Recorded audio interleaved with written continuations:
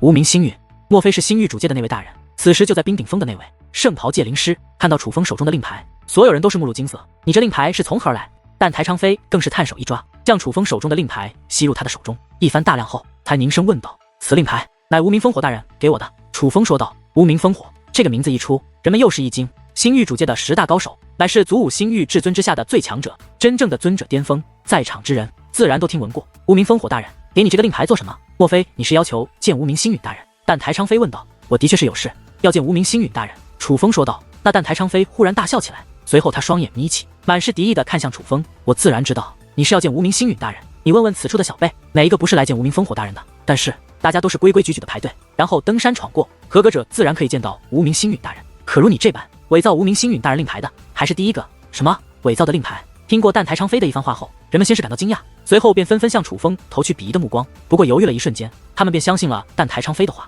是啊，一个楚氏天族族人，怎么可能得到无名烽火大人给予他的令牌？这么多人都在排队，除了祖武十星外，所有人都要凭本事登山，凭本事闯关。凭什么这个楚氏天族族人就能凭借一个令牌直接见到无名烽火大人？答案只有一个，那便是假的。这位长老，这令牌可是真的，这是千真万确的。见状，乌马天族族长有些慌了，他是真的害怕这些人误认为楚风是在拿假令牌骗人，因为这可不是小罪过，是要受惩罚的。于是他赶忙解释：“这位长老，他还有无名烽火大人的亲笔信函，你若不信，前辈，算了，他若不信，咱们说什么都没用。”然而楚风却摇了摇头，随后对但台昌飞说道：“你若不信，就拿去给无名星陨大人看一下，他自然能够分辨出则是不是假的。”哼，居然想让我拿你这假令牌去见无名星陨大人，你的脑子怕是已经坏了。男人啊，把这个胆大包天的楚氏天族废物给我抓起来，关到火牢中去！但台昌飞大吼道。他此话说完，其身后的2位长老便立刻来到楚风身前。见此情形，乌马天族族长还想反抗，然而他还没有动手，一股强大的威压便将他压迫得跪在了地上。是但台昌飞，但台昌飞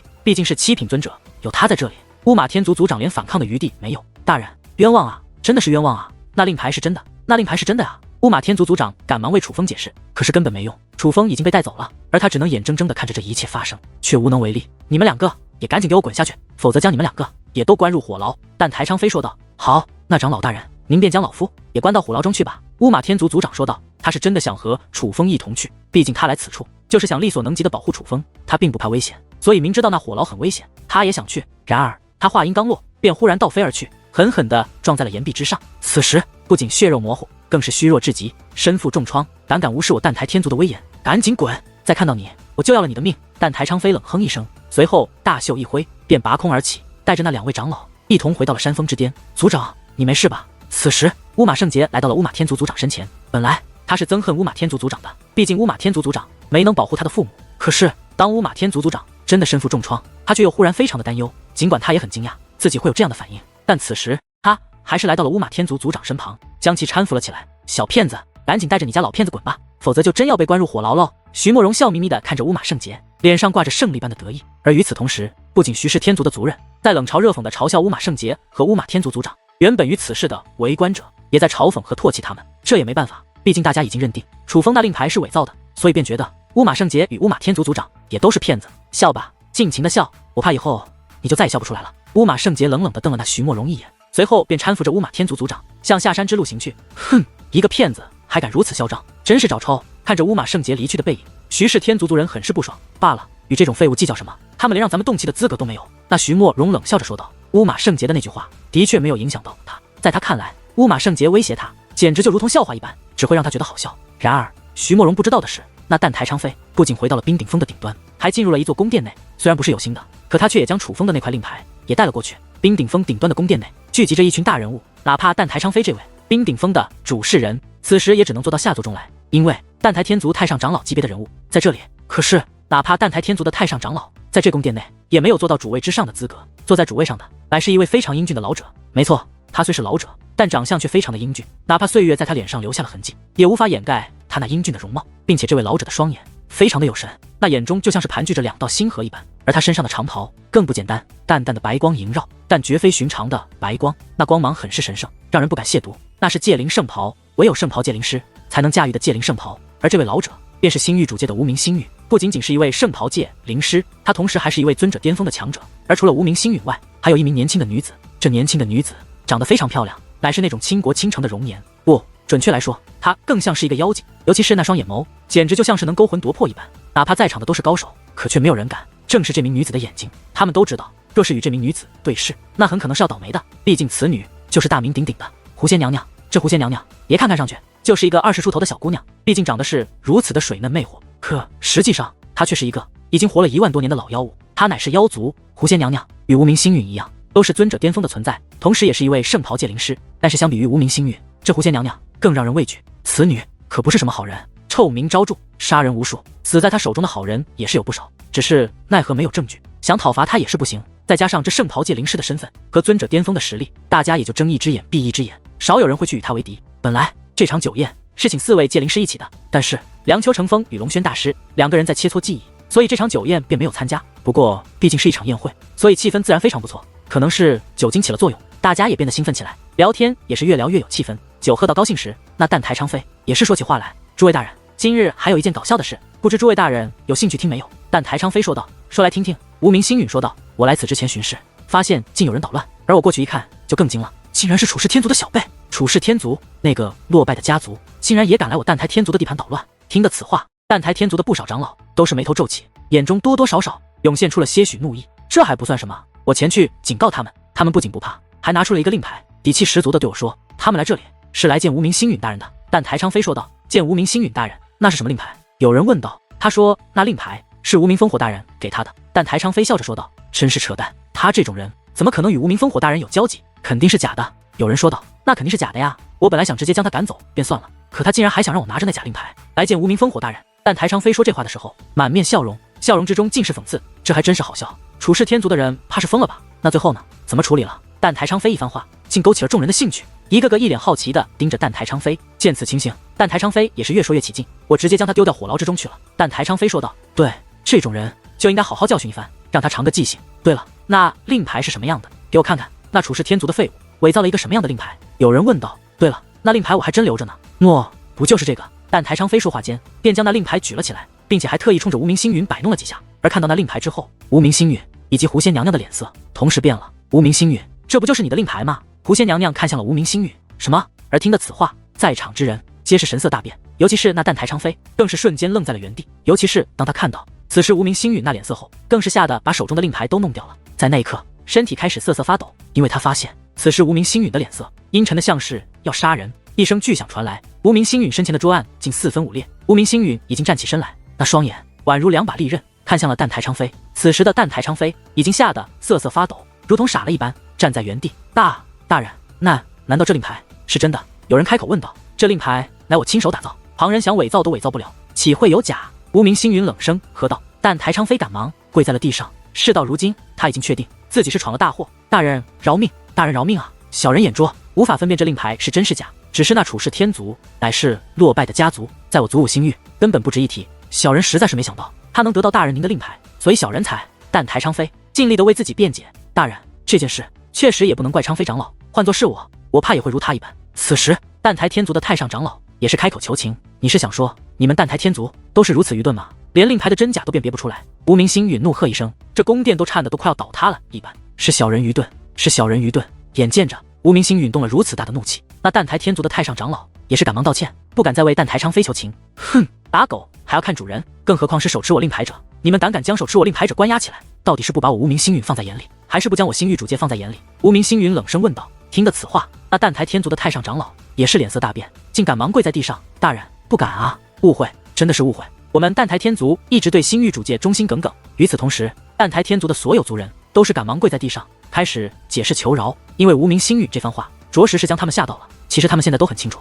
灵狐天族有意要夺取祖武星域的霸主之位，并且最近一直在招兵买马。事实上，灵狐天族也的确联系过他但台天族，但是但台天族并不想卷入这场风波，所以并未答应。毕竟对于但台天族来说，无论是星域主界掌控星域，还是灵狐天族掌控星域，其实结果都是一样的，他们都是俯首称臣的主。况且这些年来，星域主界待他但台天族不薄，他但台天族也不能保证灵狐天族主宰星域后是否如星域主界这般待他们，自然不愿意贸然追随灵狐天族。但不可否认的是，现在乃是非常时期，他们不敢得罪灵狐天族，更不敢得罪星域主界，且最怕星域主界怀疑他们不忠。然而面对但台天族众族人的求饶，无名星陨却是怒色不减。现在的确是非常时期，正因非常时期，倘若换作其他星域主界的人在此，此事一定会轻描淡写的就过去了。但台天族是在星域主界的统治下不假，可但台天族的战力也不弱，星域主界现在也需要拉拢蛋台天族，避免蛋台天族投靠灵狐天族。可是这无名星域却是星域主界的一个特别存在，他并不参与星域主界内政，随心所欲，想做什么便做什么，是一个随性的人。倘若不是与无名烽火关系好，他也不会将他的令牌交给无名烽火。正因如此，他此刻才动了如此大的怒火。我可是听闻灵狐天族最近与蛋台天族走得很近，那灵狐天族的太上长老灵狐博远和灵狐鸿飞现在好像就在这冰顶峰上。看来蛋台天族是觉得与灵狐天族关系好了，便不将星域主界放在眼中了。那狐仙娘娘笑眯眯的开口了，俨然就是一副标准的看热闹不怕事大。眼见形势不妙，那蛋台天族的太上长老眼中也是涌现出了一抹狠色。对于冰顶峰上蛋台天族所面临的处境，楚风可不知晓，他也没心思去想那些，因为楚风现在可是身处在那凶名赫赫的冰顶峰下方的火牢之中。这火牢乃是蛋台天族运用界灵仙王留下的一座阵法改造而成，此处像是一个独立的世界，但抬头不见日月，低头不见尘土，一眼望去火红一片，能够听见的除了响彻不断的锁链，便是狼哭鬼嚎的惨叫。这里简直就是一处人间地狱。但让楚风无暇思考太多的，却并非这火牢的恐怖，而是这火牢的西南方向，在那里有着一座山，大山之上寸草不生，光秃秃的都是火红色的石头。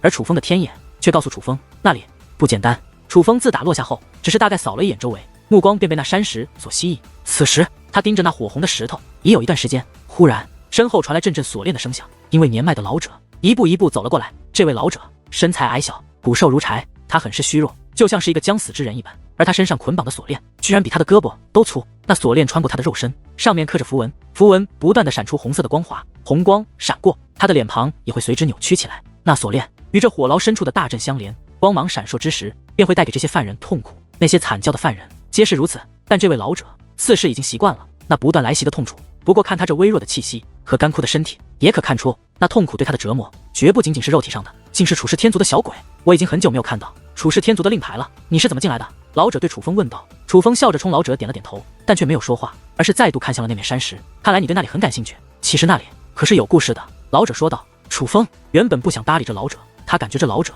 像是一个老油条，他不想与这种人有太多交谈。可是此时老者的话却勾起了楚风的兴趣，于是问道，前辈是何故事？关于这冰顶峰上界灵仙王的事，你可知晓？老者问道。晚辈知道一些。楚风点了点头，那便好。其实蛋台天族一直想破冰顶峰上的阵法，所以一直在寻找强大的界灵师来帮助他们。大概30年前，蛋台天族请来了一位界灵师，这位界灵师没人知道他是从何处而来，据说不是我们星域的，也没人知道他的名字。他不穿界灵长袍，但实际上却是一位圣袍界灵师，那是一位少见的精通于界灵之术且无心修武的家伙。所以别看他的界灵之术已达到了圣袍的级别，可是修为却只是一个小小的真仙。此人来到冰顶峰后，观察了足足10年，终于悟出了一套破解阵法的方法。然而就在那时，他却得罪了蛋台天族的一位太上长老，紧接着便被陷害了。被陷害之后，他便被关押在了此处。其实蛋台天族也只是想吓唬他一下，毕竟他有蛋台天族利用的价值。但哪怕蛋台天族也没有想到，那位却已身患绝症，根本就撑不了多久了。原本他是打算将破阵之法告诉蛋台天族的，可被陷害之后的他心灰意冷，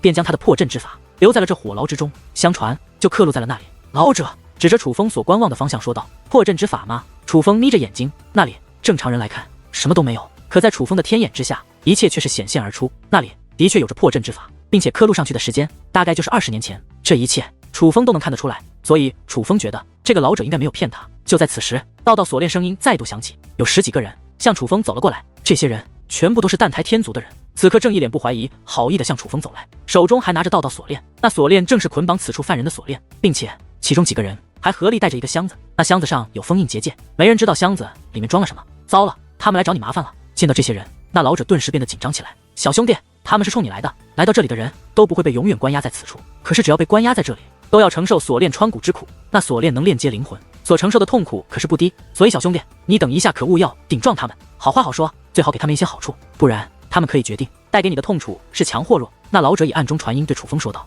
你是谁？在这里做什么？蛋台天族的族人来到楚风近前，很是不爽地瞪了那老者一眼。可能是关押的人太多，他们根本就不认得这个老者。大人，我只是教教这个新来的规矩。老者一脸殷勤地说道，这里的规矩用得着你教吗？赶紧滚！蛋台天族族人大喝一声，而那老者则是身体一颤，一边道歉一边转身离去。可就在这时，那蛋台天族的族人便打开了那抬过来的箱子。箱子打开之后，一道锁链也是浮现而出。这道锁链与老者身上的锁链很是不同，老者身上的锁链虽也有符咒，但那符咒并不密集。可是此刻蛋台天族这些族人自箱子之中取出的锁链却密密麻麻的布满了符咒。那老者原本都走远了，见到这锁链，他脸色大变，赶忙跑了回来。大人，用这样的锁链，未免也太严厉了一些吧？他还这么小，关你屁事！赶紧滚！但台天族族人大手一挥，那老者便被狠狠地推了出去，狠狠撞在了岩壁之上。老者虽然年长，可修为却并不高，不过是天仙境，被那5仙境的蛋台天族族人轰出，落地之时已是陷入了半死状态。为何对我如此不公？楚风问道。你得罪了谁？你心里不清楚吗？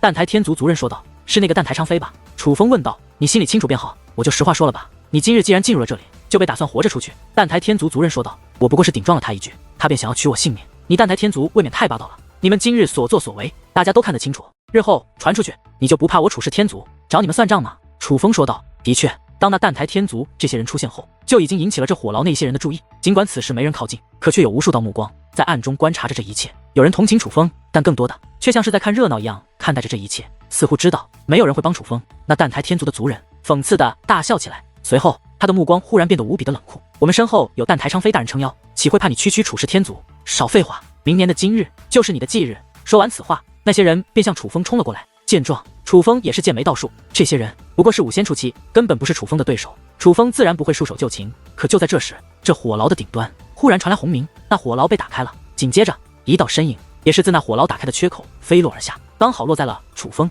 与蛋台天族族人的中央。那是，而当人们看到那落地的身影后，莫说蛋台天族的族人和围观的众人，就连楚风也是目光大变。那是一道血淋淋的身影，身上布满鞭痕，显然是被鞭子抽打成了这副模样。而此人，在场之人几乎都认识，他便是这冰顶峰的主事人蛋台昌飞。人们起初还有些怀疑，可是再三确定后，发现那竟真的是蛋台昌飞。长老大人，您这……蛋台天族的那些族人慌了。蛋台昌飞可是这冰顶峰的最强者，是冰顶峰的主事人，在蛋台天族有着一定地位。是何人敢对他出手？又是何人竟能够将他打成这个模样？而就在这时，又有几道身影自那顶端的入口处飞掠而下，分别落在了那蛋台昌飞的身旁。看到这几位，那蛋台天族的族人赶忙便跪了下来。这些人他们并不全认识，可是他蛋台天族的太上长老，他们却不可能不认识。而那戒灵圣袍，他们也不可能不认识。星域主界的令牌更不可能不认识。所以他们猜测，那位应该便是无名星陨。而无名星陨身旁那妖娆且美艳的女子，也是让他们想起了那大名鼎鼎且非常危险的存在——狐仙娘娘。看到那几人对蛋台昌飞不管不顾的模样，蛋台天族的那几人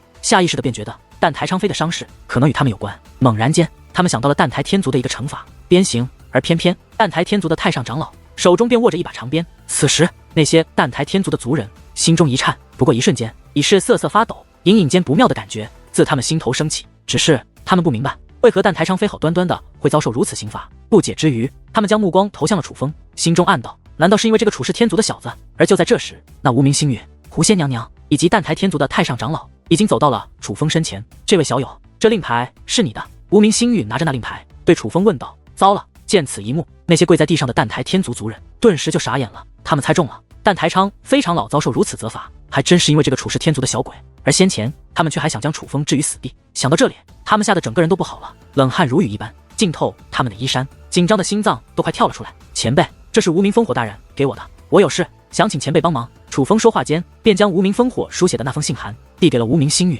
的确是烽火的字迹。无名星陨将信函收好，随后看向楚风身后的白梨落：你是想让我帮这个娃娃解开逆向封印吧？是的，前辈，不知前辈能否帮我？其实楚风还是有些担忧的，毕竟他是有求于人，况且他自己都知道这逆向封印并不好解。既然是烽火叫你来找我，这个面子老夫一定会给。只是你身后这个娃娃似乎很不简单。无名星陨说道。何止他身后的娃娃不简单，这个娃娃本身也很不简单吗？狐仙娘娘笑眯眯地看着楚风说道。当狐仙娘娘开口那一瞬间，楚风才恍然注意到，狐仙娘娘看他的目光很不对劲，那是一种特殊的观察手段。对方毕竟是圣袍戒灵师，楚风隐藏修为瞒得过强大的修武者，却瞒不过比他戒灵之术强过太多的热闹。楚风知道他的修为已经被那个女子看穿了，而与此同时，楚风也是断定这女子应该就是那位狐仙娘娘。当狐仙娘娘开口后，无名星陨看向楚风的目光也是变化。相比于狐仙娘娘的暗中观察，无名星陨的目光来得非常直接且霸道。当其眼光变化的那一刻，楚风便感觉除了自己的血脉之力外，似乎自己的一切都被那无名星陨看穿。果然不是寻常的娃娃，看来沉寂已久的楚氏天族又要名震祖武星域了。当得知楚风的修为后，那无名星陨竟也是笑着点了点头，仿佛就连他也很期待楚风大展拳脚一般。而看到无名星陨和狐仙娘娘都如此夸赞楚风，身在一旁无法看穿楚风修为的蛋台天族太上长老目光则是变得复杂。尽管不知道楚风隐藏了多少实力，但他仍然可以确定，眼前这个楚氏天族的小辈绝对很不简单。看来他能够得到无名烽火的信函，绝非偶然。小友，我们借一步说话。无名星陨说完此话，便带着消失了。紧接着，狐仙娘娘与蛋台天族太上长老也消失了。当然，一同消失的还有那被蛋台天族太上长老施以鞭刑身负重创，已经昏迷的淡台昌飞也一同被带走了，就连那开启的入口也已被封闭。此处便只剩下了原本便在火牢中的人。那跪在地上的淡台天族族人终于站起身来，也松了一口气。尽管犯下了大错，但太上长老似乎并不打算难为他们，但他们却忍不住的感到后怕，忍不住去想那个处世天族的小辈到底是什么来头，竟能惊动这些大人物，连淡台昌飞这种人得罪他后，都落得了如此悲惨的下场。但他们却没有注意到，那个先前被他们随手轰飞的老者，其实并没有昏迷，先前的一切都被他看在了眼中，并且此时他的嘴角还勾勒起了一抹上扬的弧度。没人知道他到底在笑什么。楚风被无名星陨带入了冰顶峰的另一方世界，这方世界便是由界灵仙王所打造的世界。为了帮助白黎洛解开逆向封印，无名星陨借助了这方世界内一座大阵的力量。那座大阵所见时间不久，乃是圣袍界灵师的手段，并且夹杂着几个人的气息。楚风猜测，很可能是无名星陨和狐仙娘娘以及梁秋成风还有龙轩大师一同打造的。打造是封闭的，从外面看，这就像是一座简单的宫殿。楚风看不到内部的情况，但楚风也并不担心无名星陨对白黎洛做不利之事。以无名星陨的实力，他若想做对白黎洛不利的事情，楚风也是拦不住的。此时，楚风站在阵法之外，观察着远方的一片山脉，那里用肉眼是看不到的，哪怕楚风这等修为也是看不到。别看这个世界是运用结界之术开辟出来的，但真的很大。但是在天眼之下，楚风面前能看得到那些，那里有着一座磅礴的大阵，大阵之中又重新开辟出了一个新的世界，其中到底是什么模样，没人知晓。能够看到的是，那大座顶部有着一件长袍，那长袍乃是白色，看上去很是朴实，并没有任何特殊之处。但楚风知道，那朴实无奇的长袍就是那传说中界灵仙王玉用着九龙上界的九龙之气所打造的九龙圣袍。相传，只要破开那座大阵，就能得到那九龙圣袍。而那大阵的入口是由12座生肖排列而成，每个生肖都张着巨大的嘴巴，所以那里有12个入口。楚风在火牢之中的墙壁之上，不仅发现了那记载此处的内容，还将那内容记在了脑海中。楚风知道，那座大阵非常复杂，不同的入口将进入不同的关卡，关卡难度各不相同，但也会根据关卡难度的强弱得到应有的线索，并且每一个入口每一次只能进入一个人，除非那个人成功入阵或者走了出来，否则第二个人便无法进入。从表面来看，生肖龙的入口是最难的，而生肖鼠的入口则是最简单的。但根据那石壁上的内容，楚风却是知道，其实生肖鼠之中藏了一个暗道，那暗道必须以特殊方法开启才能够进入，而那个暗道才是最难的。怎么了，小鬼？你也对那九龙圣袍有兴趣？楚风身后传来一道声音，是狐仙娘娘。我也是界灵师，怎么可能没兴趣？楚风淡淡的笑了笑，随后说道，狐仙前辈，难道这大阵真的这么难，连你都破不开吗？哎呦，小鬼，我们似乎是第一次见面，你竟知道我是谁？狐仙娘娘颇感意外的看着楚风，前辈大名鼎鼎，晚辈怎会不知晓？楚风说道，看来你们处世天族的前辈曾特意给你看过我的画像，且也提醒你要远离我。狐仙娘娘问道，并没有，况且晚辈也并无惧怕前辈之意，我对前辈有的只有尊敬。楚风说道，哎呦喂，小嘴满甜的。狐仙娘娘笑了笑，随后说道，我可是听闻处世天族出了一个了不得的小鬼，那是楚轩辕的儿子楚风，看来你便是了。晚辈正是。楚风抱了抱拳，对于狐仙娘娘知道自己，他并不感到意外，毕竟梁秋成风已经来到了冰顶峰，而当日他在乌马天族远古遗迹内所做的事，也有不少人见到。就算他的事迹，祖武星域来说，知道的还很少，但有人知道，却也是肯定的。楚风，告诉你个秘密，其实那大阵之内留下的宝物不仅九龙圣袍，还有着对界灵师有着很大帮助的力量，若是能够抵达最深处，便可以获得那力量，搞不好会让你成为圣袍界灵师。狐仙娘娘说道。听得此话，楚风表面露出惊喜之色，但其实内心并没有太大的波澜。这件事情，楚风从那火牢内的石壁之上也是有所了解，但那火牢的石碑却也说了，想要获得那股力量极难。那大阵虽难以破解，但最多伤人，不会取人性命。可是若想要获得大阵内那能让界灵师突破的力量，却是会令人丧命的。石壁提示后人不要去触碰那力量。正常来说，你们这些小辈进入其中很难有所作为，除了你之外，其他人甚至连进入大阵都做不到。不过这一次，我与那3个家伙合力催动阵眼，可降低大阵的力量，所以只要经过考核，应该都能够进入那大阵之内。在我等力量的帮助下，你能发挥的实力将更多，这可是一次难得的机会。楚风，你要不要试试？狐仙娘娘问道。可是，不是只有通过考核的人才有资格进入其中吗？算一算时间，那考核应该已经开始了，我注定无缘进入其中。楚风说道。这场考核可是由我们4人发起的，我们说你有资格，谁敢说你没有？狐仙娘娘说道。听得此话，楚风笑了笑，他表面笑得很感激，可实际上内心却是另有想法。若是楚风未曾进入火牢，未曾看过那石壁，定然会感激狐仙娘娘，但正是因为进入过火牢，看到了那石壁，楚风此刻才并不感激，因为他知道太多关于那大阵的秘密，所以他很清楚狐仙娘娘他们4人举办这场考核其实是另有目的。楚风以及通过考核的人都将是他们所利用的对象，怕是他已经没有选择了。还不待楚风回答，那无名星陨的声音便已响起，不知何时他已经从那大阵之中走了出来。前辈，我黎洛姐怎么样了？楚风赶忙问道。你管她叫姐姐，不过也能理解，她毕竟年龄比你大。无名星陨笑了笑，随后说道，性命无忧，这点你无需担心。只是这逆向封印很强，想要解开很有难度。我有一阵可破它的封印，但我此阵需要100株鬼风草才行。鬼风草是一种很难得的草药，不过刚好那大阵之中有，我们施展阵法降低了那大阵的力量，但也有一些副作用，便是我们不能进入大阵，所以这件事还需要你去完成。这没问题，只是前辈，那鬼风草是何模样？楚风问道。这便是鬼风草。无名星云手指一点，自其掌心一道结界之力凝聚而出，绘制成一棵草的模样。这草非常真实，完美的呈现出了那鬼风草的模样。楚风，告诉你一件事，令狐鸿飞也来到了这大阵之中，并且他已经提前进入了那大阵，所以你倒是能够提前见见你的对手了。无名星允笑着说道。令狐鸿飞吗？听得此话，楚风的目光不由自主的再度投向了那大阵。楚风根本看不到那大阵内部的情况，自然也是看不到令狐鸿飞的。但是想到令狐鸿飞此时在那大阵之中，楚风的内心却是掀起了波澜。事到如今，楚风也已清楚，在舆论的引导下，他与令狐鸿飞注定要有一战。况且如今的祖武星域，许多人都觉得令狐鸿飞比他父亲要强。楚风并不这样认为，他父亲自然不可能对令狐鸿飞出手，但他觉得有必要替他父亲出战，所以楚风已经在心中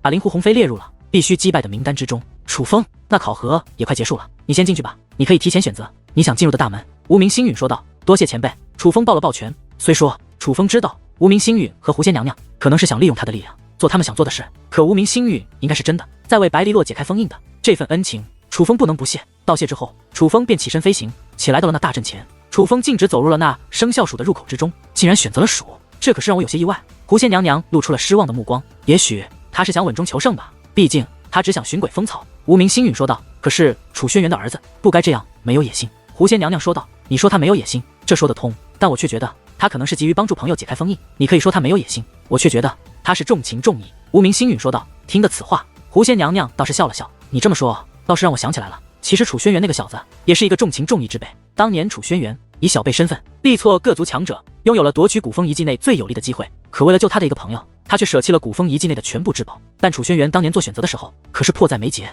他若选择遗迹至宝，他朋友必死无疑。而这楚风今日可远远没有被逼到那等田地，所以到底是重情重义还是野心不足，还需再观察才是。狐仙娘娘说道。你也说需要观察了，那我们何不日后再做定论？无名星允笑着说道。我也只是感慨而已哦。狐仙娘娘露出了俏皮的笑容。至于楚风，他选择这生肖鼠的入口，自然不是因为这生肖鼠最安稳，而是因为这生肖鼠内的暗道。楚风进入生肖鼠的入口后，便立刻用天眼寻找那暗道的方位。终于，楚风在一个位置发现了破绽。发现之后，楚风便赶忙开始布阵，想要打开暗道的入口，可不是一件容易的事情。楚风在这里也是耗费了足足2个时辰，可是正常来说，以楚风这等修为的人，最多1个时辰便足以通过这生肖鼠。这楚风怎么这么久还没用进入大阵？狐仙娘娘问道。莫非发生了什么变故？就连无名星域也是目露不检。楚风在哪生肖鼠的头颅之中，他们是看不到楚风的，可是只要楚风进入大阵，他们凭借特殊手段是可以看到的。而足足2个时辰，他们仍未能发现楚风进入大阵，自然会有些不解。就在这时，在大阵那12生肖的入口之前，忽然出现了一个巨大的结界门。看到那结界门，狐仙娘娘与无名星域不由得对视了一眼，看来好戏要开始了。他们很清楚这结界门代表着什么，那场考核已经结束，而所有通过考核的人都将自那结界门内直接走出，来到那大阵的入口之前，可以叫他那些小辈出来了。无名星允说道。是啊，真正的好戏就要开始了呢。狐仙娘娘满眼期待的笑了笑，而她此话说完便双手叠加捏出了一道法印，而随着她口中复杂的口诀不断念出，又有一道结界门也在大阵的入口前缓缓张开。感受到了外面的动静，楚风也是立刻停止破解入口，并且布阵将其隐藏起来，起身望向了生肖鼠的入口处。看来是他们来了。发现外面的情况后，楚风便将目光投向了外面。虽说他身在生肖鼠入口之内，外人看不到楚风，哪怕狐仙娘娘与无名星允这种存在，也无法洞穿那结界的力量，但楚风却能够看到外面的一切。此时楚风能够看到一道道身影正自那结界门内走了出来，最终从那结界门之内走出了88人，这些应该都是通过了考核之人。想不到这丫头也进来了。看着那88人，楚风的嘴角勾勒起了一抹上翘的弧度，因为这88人之中有一个人楚风认识，那便是乌马圣杰。本来楚风在冰顶峰上被蛋台天族的族人抓了起来，楚风还担心乌马圣杰和乌马天族族长也是遭受不公，而是现在来看，楚风的担心应该是多余的。不过值得一提的是，那个在冰顶峰上与楚风等人发生冲突，也是导致楚风被抓入火牢的那位徐氏天族的小少爷徐莫荣，并不在这88人之中，这说明那个家伙并没有通过考核。这88人进入其中之后，并没有立刻行动，而是整齐地站在原地，似是在等待着什么。但等待之时，人们则是不由自主地看向了那12道生肖入口，当然也有人盯着那正在张开的结界门。终于，那道张开的结界门凝聚完毕，总共10道身影依次自那结界门内走了出来。这是6男4女，那6个男的楚风都见过，分别是位列祖武十星第3的灵狐铁面，位列祖武十星第5的灵狐命眼，位列祖武十星第6的灵狐轮，位列祖武十星第7的梦魇无双。位列祖武十星第8的通天渊明，以及位列祖武十星第9位的唐正浩。至于那4名女子，其中2位从容貌来看都可谓是倾国倾城级别的大美女，一个面容清纯可爱，但却一脸傲气，腰间挂着灵狐天族的令牌，应该便是灵狐天族。当今小辈之中，女子第1人位列祖武十星第2位的灵狐月月，而另外一位气质不凡，温文尔雅，应该便是位列祖武十星第4位的蛋台仙儿。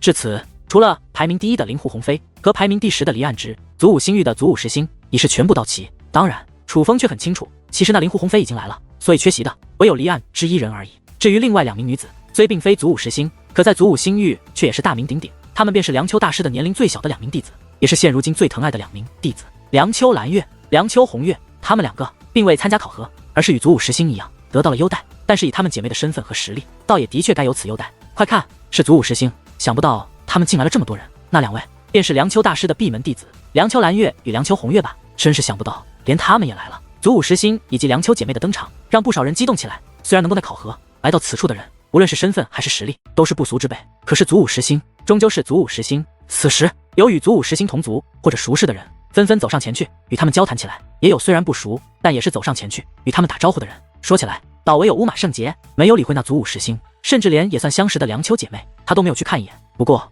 这也倒符合乌马圣杰的性子。乌马圣杰在观察那12生肖入口，似是在做着抉择。最终他将目光投向了虎生肖的入口。丫头，不要选择那生肖虎的入口，到生肖鼠的入口来。可就在这时，一道暗中传音忽然映入乌马圣杰的耳帘。听的这个声音，乌马圣杰顿时神色一动，因为他已经听出那乃是楚风的声音。楚风，是你吗？你在哪？乌马圣杰喜出望外，他明明记得楚风已经被抓入了那火牢，只是他只能听到楚风的声音，却不知道楚风在哪，不由得四下观望，寻找楚风。丫头，我现在已经没事了，现在就在这生肖鼠的入口之中，这入口蕴藏着阵法，你不仅看不到我，你的暗中传音也传不进来，但你应该能够接受到我的传音。你等一下直接进来，我再与你详说。楚风说道。楚风现在正在想办法破开那暗道的入口，所以布置了破解阵法。虽然已将那阵法隐藏，可是为了避免节外生枝，楚风不能离开那阵法，只能在那阵法前面带着，自然而然的也不能出来找乌马圣杰，所以才暗中传音呼唤乌马圣杰进去找他。好，听得楚风的传音后，乌马圣杰点了点头。与此同时，他也是将目光投在了生肖鼠入口的方向。哎呦，看来你们这些小家伙关系似乎很不错嘛。就在此时，一道声音响起，与此同时，一股迷人的香气也是随之而来。伴随那香气而来的，乃是一道妖娆多姿的身影，那是狐仙娘娘。她宛如仙子一般，旋转着落在了众人的面前。看到这狐仙娘娘，所有人都是心中一紧，或多或少在他们眼中都涌现出了一丝忌惮。这狐仙娘娘大名鼎鼎，凶名赫赫，他们虽然并未领教过，可却从他们长辈的口中听到了不少，所以看到这狐仙娘娘后，所有人都是肃然起敬。哪怕是灵狐月月他们这些出身不凡之人，也是不敢怠慢，毕竟这可是一个真正的女魔头，并且是天不怕地不怕的主，还是谁的面子都不给那种，连各方势力都不愿意得罪她。就别说他们这些小辈了，关系好归好，但是我可要提醒你们，这12个入口每一个只能进去1个人，所以你们这些人中只有12个人能够进入那大阵之中。狐仙娘娘说道。竟真的只有12个人才能进去吗？此时在场的小辈脸色或多或少都是有了变化，对于这大阵的事情，他们显然都是有所耳闻，但是却也不确定。可从狐仙娘娘口中得知答案后，便有些慌了。算上祖武十星在场的8人，他们总共就是98人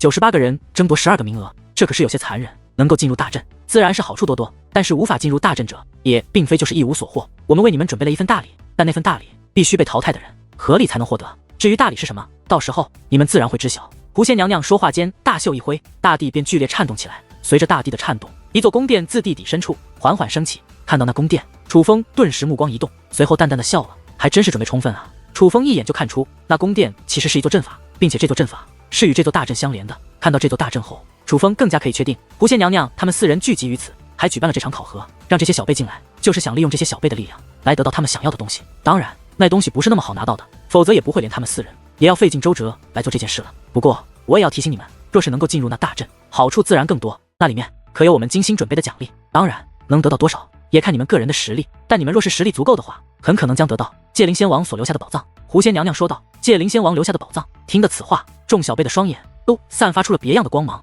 经过我们多年的探索，已经得知这大阵之内藏着5把结界剑，每一把结界剑之中都蕴藏着强大的结界之力，那对你们来说可是有着极大的帮助的。狐仙娘娘说道。听得狐仙娘娘一番话后，众人都变得激动起来。然而楚风却是摇了摇头，因为看过那火牢内的石壁，所以他知道那结界剑的确是存在的。可是那结界剑可是非常难找的，并且难以驯服。结界剑若不认主，根本就无法掌控它，相反还很危险。但哪怕结界剑认主，但想要结界剑的力量也很难，需要与另外一股力量融合才行。而那股力量便是可以让界灵师突破的力量，也是石碑明确提醒不可触碰的力量。只是除了楚风之外，似乎没人知道这一切。此时那些小辈们兴奋不已，就连祖武十星，包括梁秋姐妹，竟也非常的激动。倘若旁人不了解关于那结界剑的事，楚风倒也能够理解。可是梁秋姐妹身为梁秋大师的弟子，不应该对这大阵内的情况如此陌生。眼下楚风能想到的答案只有一个，那就是连梁秋大师以及狐仙娘娘等人也不知道那大阵内隐藏力量的危险性。前辈，只要我们进入其中，